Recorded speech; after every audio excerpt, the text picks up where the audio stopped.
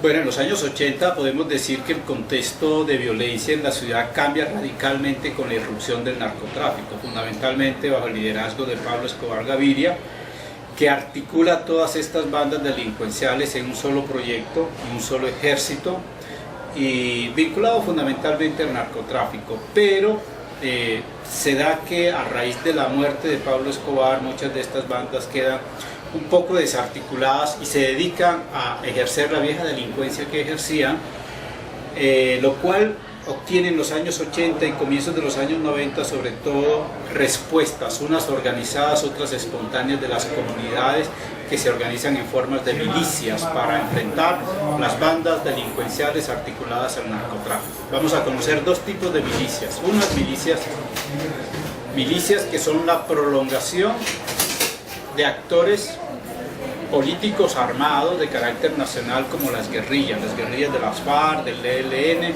incluso guerrillas del M-19. Articulan sus propias milicias en la ciudad para enfrentar el fenómeno de las bandas delincuenciales en los barrios, pero sobre todo para desarrollar una estrategia de expansión de la guerra a las ciudades. Pero al lado de ellas también surgen unas milicias urbanas populares que no están articuladas a las guerrillas, sino que surgen un poco espontáneamente como las brotes que se conocieron en los años 60 y 70, ¿sí?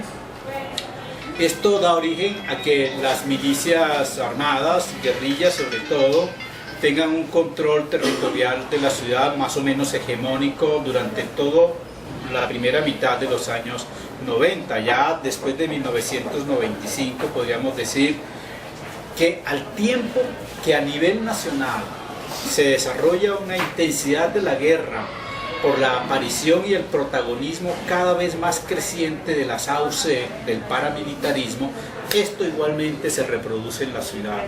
En la ciudad de Medellín empieza las AUC, primero a través del bloque Metro y luego a través del bloque Cacique Nutibara, a desarrollar una estrategia de expulsión y de cooptación del territorio, de copamiento del territorio de la ciudad.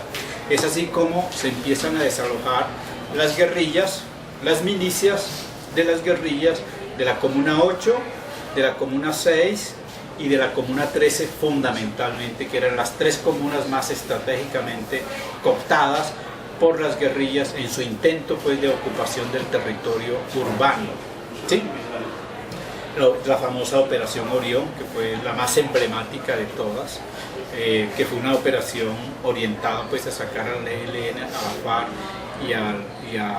y al CAP, los comandos armados populares que estaban en la comuna, sacarlos, desterrarlos, desalojarlos del territorio, a un costo humanitario muy alto, muy alto, porque esta Operación Orión, como la que se llevó a cabo también en la Comuna 6 por el mismo tiempo, y la que ya se había desarrollado en la Comuna 8, en el barrio 8 de Marzo, en el barrio La Sierra, etc., todas se desarrollaron en una coalición político-militar entre el ejército, las fuerzas armadas, organismos de seguridad del Estado y los comandos armados de las AUC, de los paramilitares, fuerzas legales con fuerzas ilegales, ¿sí? Fuerzas militares con fuerzas paramilitares convergiendo en una misma estrategia.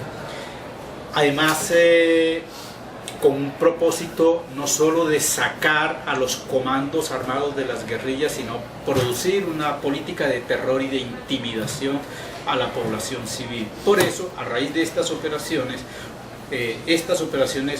produjeron un altísimo costo humanitario en términos de vidas, de desplazamiento forzado, en términos de amenazas, torturas, bueno, cualquier cantidad de atentados contra la vida y seguridad de las personas, tal como lo testimoniaron luego múltiples investigaciones en términos de derechos humanos.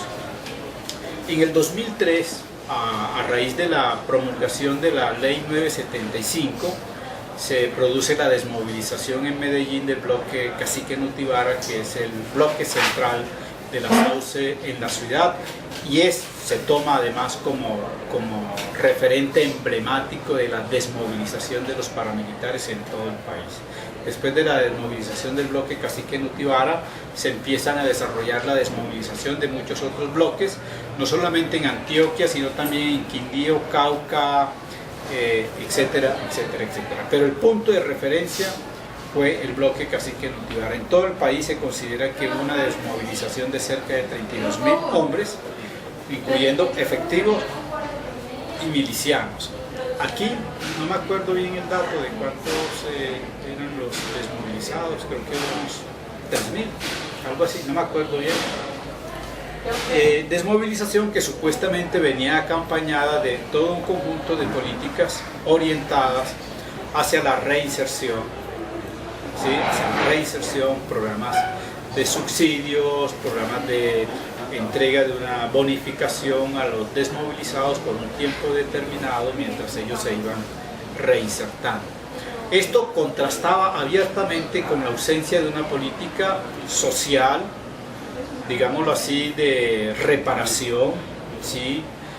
De verdad y de justicia a las víctimas del conflicto armado, particularmente las víctimas de las AUC y de las acometidas militares del ejército en estas comunas, ¿sí?